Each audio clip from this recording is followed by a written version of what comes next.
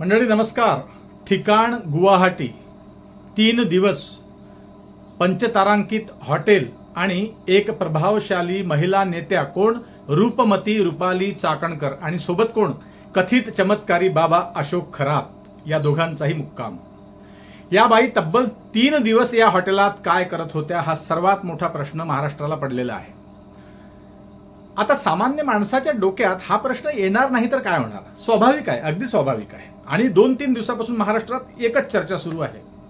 हीच चर्चा नेमकं त्या बंद दरवाजा आड या दोघांचं चाललं तरी काय होतं. हा व्हिडिओ शेवटपर्यंत बघा. राजकीय रणनीती, गुप्तपूजा, सत्तेसाठी काही विशेष विधी की फक्त श्रद्धेच्या नावाखाली सुरू होता प्रभाव आणि अंधविश्वासाचा नवा खेळ. कारण महाराष्ट्र हादरतो ते फक्त एखाद्या फोटोमुळे नाही मंडळी. त्या फोटोने काही होत नाही, तर त्या फोटो मागे दडलेल्या संदेशामुळे हा सगळा गोंधळ निर्माण झालेला आहे. एका बाजूला तरुण नोकरीसाठी रात्रभर जागतोय, अतिशय कष्ट करतो, आणि दुसऱ्या बाजूला सत्तेतले लोक पंचतारांकित हॉटेलमध्ये बाबांसोबत मुक्काम करत होते. कशासाठी? मग नवीन पिढीने विश्वास कुणावर ठेवायचा?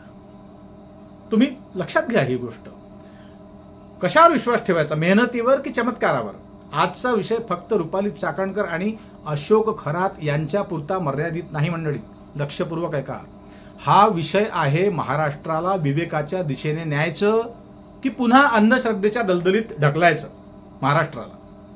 मित्रांनो, राजकारणात श्रद्धा असणं चुकीचं अजिबात नाही. प्रत्येक व्यक्तीला देव मानण्याचा, पूजा करण्याचा अधिकार आहेच, अर्थातच.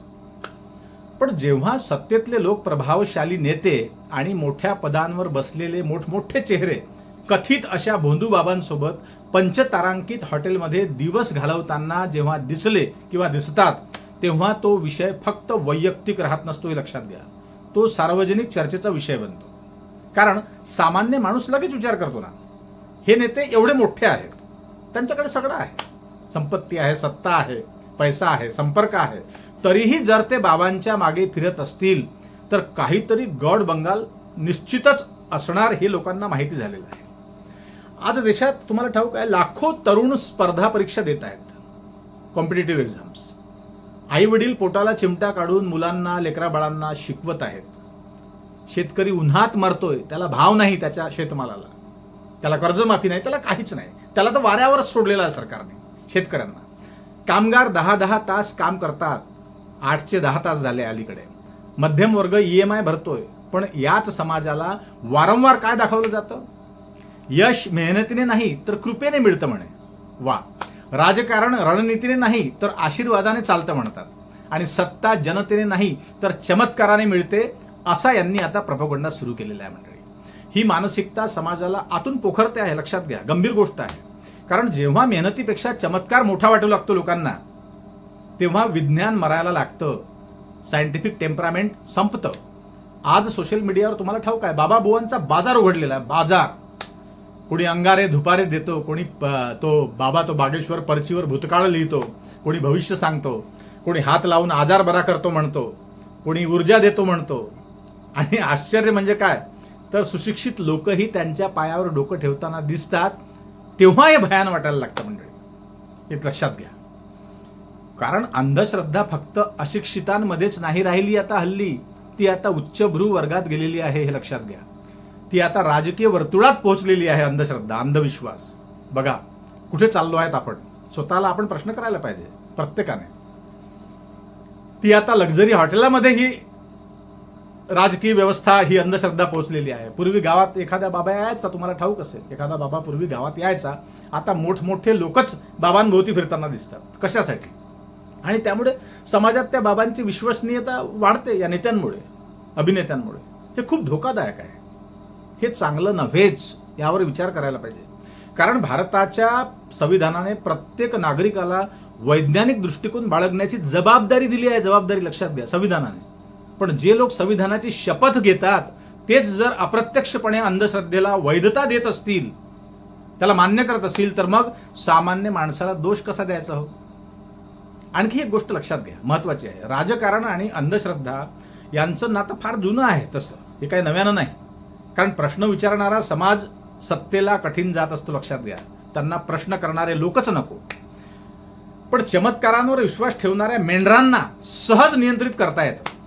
कारण त्याला रोजगारापेक्षा पूजा महत्वाची वाटू लागते, त्याला शिक्षणापेक्षा कृपा महत्वाची वाटू लागते, त्याला हॉस्पिटलमधील डॉक्टरांपेक्षा बाबा मोठा वाटू लागतो.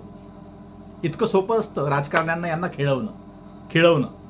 आणि म्हणूनच प्रत्येक काळात सत्तेला भावनिक मुद्दे सोयीचे पडलेले आहेत. लक्षात घ्या, धर्माच्या नावावर काही चालतं. आज महाराष्ट्रात किती गंभीर प्रश्न आहे हा, त्याची लाज लज्जा यापैकी कुणालाच उरलेली नाही की किती प्रश्न आपल्या डोक्याभोवती आहेत. बेरोजगारी आहे, शेतकऱ्यांचे प्रश्न आहेत, महागाई आहे, पेपर फुटी आहे, अलीकडेच आता तुमच्या लक्षात आली असेल न्यूज, आरोग्य व्यवस्था आहे, महिलांची सुरक्षा आहे, शिक्षणाचं व्यापारीकरण झालेलं आहे. पण या प्रश्नांवर चर्चा करायला कुणालाही वेळ नाही. आणि बाबा, चमत्कार, पूजा, दर्शन, हिंदू मुसलमान यावर रात्रंदिवस चर्चा चालते आहे. कारण भावना पेटवणं फार सोपं असतं, फार सोपं. विचार निर्माण करणं कठीण असतं. लक्षात घ्या, महाराष्ट्र ही संतांची भूमी आहे, इतिहास राहिला आहे. पण तोच महाराष्ट्र समाज सुधारकांचाही राहिलेला आहे. लक्षात घ्या, महात्मा ज्योतिराव फुले असतील, त्यांनी अज्ञानाविरुद्ध लढा दिला त्यावेळी त्या काळी. सावित्रीबाई फुले असतील, त्यांनी शिक्षणाचं आंदोलन उभारलं. डॉक्टर बाबासाहेब आंबेडकर यांनी विज्ञाननिष्ठ विचार दिले. आणखी कितीतरी होऊन गेलेले आहेत. राष्ट्रसंत तुकडोजी महाराज असतील, गाडगे बाबा असतील, तुकाराम महाराज असतील, ज्ञानेश्वर असतील, शाहू महाराज यांनी समानतेचा मार्ग दाखवला. आणि आज त्याच महाराष्ट्राला जर पुन्हा भोंदूगिरीचं ग्लॅमर तयार होत असेल त्या महाराष्ट्रात, तर हा फक्त योगायोग नाही मंडळी, हा योगायोग नव्हे, हा समाजाच्या दिशेबद्दलचा इशारा आहे. इशारा, धोक्याची घंटा आहे. कारण नवीन पिढी खूप वेगाने निरीक्षण करते. लक्षात घ्या, ती बघते हा तमाशा. कोण कुणासोबत फिरतं, कोण कुणाच्या पायावर पडतं, कोण कुणाला दिव्य शक्ती म्हणतं, आणि मग तीही त्याच दिशेने आकर्षित होते. आणि याचा सर्वात मोठा फटका विज्ञानाला बसतो. लक्षात घ्या, खूप हानी आहे विज्ञानाची. आजही अनेक लोक गंभीर आजारांवर डॉक्टरांऐवजी बाबांकडे जातात.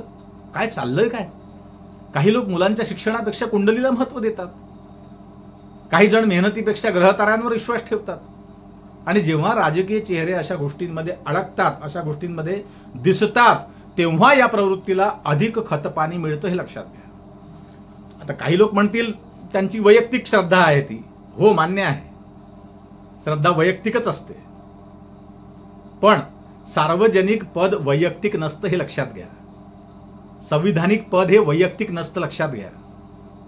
तुम्ही जेव्हा जनतेचे प्रतिनिधी होता, तुम्ही नेते असता, तुम्ही लीडर्स असता, तुम्ही मंत्री असता, तेव्हा तुमच्या प्रत्येक कृतीचा सामाजिक परिणाम होत असतो. तुम्ही काय करता, लोक ते बघतात. तुम्ही काय बोलता, कुठे जाता, कोणासोबत राहता, कोणाला महत्व देता, यातून समाज संदेश घेत असतो. आणि मंडळी, म्हणूनच हा विषय अतिशय गंभीर आहे, भयान आहे. चिंता करण्यासारखी ही गोष्ट आहे महाराष्ट्राची. कारण आजचा तरुण आधीच गोंधळलेला आहे. लक्षात घ्या, गोंधळलेला आहे बिचारा. एका बाजूला विज्ञान, दुसऱ्या बाजूला चमत्कार, एका बाजूला संविधान, दुसऱ्या बाजूला अंधभक्ती, एका बाजूला मेहनत, दुसऱ्या बाजूला कृपा, आशीर्वाद. मग तो कोणत्या मार्गावर जाईल? मग हे नेते काय संदेश देतात? रुपालीताई चाकणकरांचा काय संदेश द्यायचा आहे त्यांना? एकनाथराव शिंदे बाबांकडे होते, फडणवीस साहेब, सगळेच. आज गरज आहे प्रत्येक गोष्टीला प्रश्न विचारण्याची. लक्षात घ्या, कोणताही बाबा असो, कोणताही नेता असो, कोणतीही दिव्य शक्ती असो, पुरावा मागितला पाहिजे, विचार केला पाहिजे, हे बोडखं याचा वापर केला पाहिजे, तर्क लावायला पाहिजे. काय सत्य आहे, काय असत्य आहे. कारण विवेक हरवला की समाज गुलाम बनतो, हे लक्षात घ्या. अशी कित्येक उदाहरणं आहे पूर्वीची, इतिहासातली, अनेक देशांमध्ये. लोकशाही भक्तांवर नाही चालत, लोकशाही प्रश्न विचारणाऱ्या नागरिकांवर चालते, सजग जनतेवर चालते, सुजान नागरिकांवर चालत असते. आणि म्हणून महाराष्ट्राने ठरवलं पाहिजे की आपल्याला पुढच्या पिढीला वैज्ञानिक दृष्टिकोन द्यायचा आहे, वैज्ञानिक बनवायचं आहे, की चमत्काराच्या मागे धावायचं आहे. कारण आज जर आपण शांत बसलो मंडळी, तर उद्या शाळांपेक्षा दरबार जास्त भरतील गावागावांमध्ये. लक्षात घ्या, पुस्तकांपेक्षा अंगारे धुपारे जास्त विकले जातील आणि समाज पुन्हा अंधाराकडे जाईल. म्हणजे संतांनी, थोर महंतांनी, विचारवंतांनी पुढे न्यायासाठी अधिक कष्ट घेतले, ते मागे जायला. आणि रुपाली चाकणकर सारख्या महिला नेत्यांनी यावर चिंतन करायला पाहिजे. आणि जे बाबा बुवांकडे गेले असतील, गेलेच आहे, फोटो सगळ्यांचे बाहेर आले आहेत. त्यामुळे तुम्ही, या नेत्यांनी विचार करायला पाहिजे ना मंडळी, तुम्ही प्रश्न विचारायला पाहिजे. सायंटिफिक टेम्परामेंटचं काय, वैज्ञानिक दृष्टिकोनाचं काय, जे संविधानात नमूद केलेलं आहे, ही प्रत्येक नागरिकाची जबाबदारी आहे, लक्षात घ्या. असो मंडळी, तुर्तास थांबतो. हा सगळा हल्ली तमाशा चाललेला आहे. हा महाराष्ट्र कुठे जातोय, हा देश कुठे जातोय, सध्या हल्ली बघताय तुम्ही. ते मोदी साहेब म्हणतात की अरे छोड़ दो, आप घुमो मत, फिरो मत, विदेश यात्रा मत करो, सोना मत खरीदो. हाँ, काही दिवसांनी म्हणतील गर्मी बहुत ज्यादा होगी, कपडे मत पहनो, ऐसे ही घुमो रस्ते से, टार्जन के जैसे. काहीही सुरू आहे. तेल खाऊ नका, तेल कमी वापरा. काय करत होतात आतापर्यंत? डिझास्टर असतं ना, काही व्यवस्था असतात ना, संकटकाळी त्या व्यवस्था कामाला येतात ना. पुढच्या 20-20, 25-25 वर्षाची तयारी करून ठेवणारे देश आहेत ना संकटांसाठी. मग तुम्ही काय केलं आतापर्यंत? नुसत्या निवडणुका, दुपट्टे, प्रचार सभा, बस एवढंच. असं मंडळी, सगळं नाटक सुरू आहे. हे सगळं रुपालीताई चाकणकरांचा जो फोटो बाहेर आला गुवाहाटीच्या हॉटेलमधला बाबा खरात सोबतचा, त्यामुळे हा विषय आज मांडायची वेळ आलेली आहे. अनेकांनी व्हिडिओ केलेत, मीही केलं. आपल्याला हा विषय आवडला असेल तर नक्कीच जास्तीत जास्त लोकांपर्यंत हा व्हिडिओ पोहोचवा मंडळी. आणि आपल्या चॅनलवर नवीन असाल तर सबस्क्राईब करायला विसरू नका आणि लाईक करायला विसरू नका मंडळी. आणि खाली जॉईन बटन दाबून आपल्या चॅनलचे सदस्य व्हा. आपल्या चॅनलला आर्थिक सहकार्य तुम्ही करू शकता, तुमची इच्छा असेल तर. आम्हाला आनंद होईल. पुन्हा भेटू नवीन विषयावर बोलण्यासाठी नव्या दिवशी नव्या दमानं. तोपर्यंत नमस्कार. जय हिंद, जय महाराष्ट्र.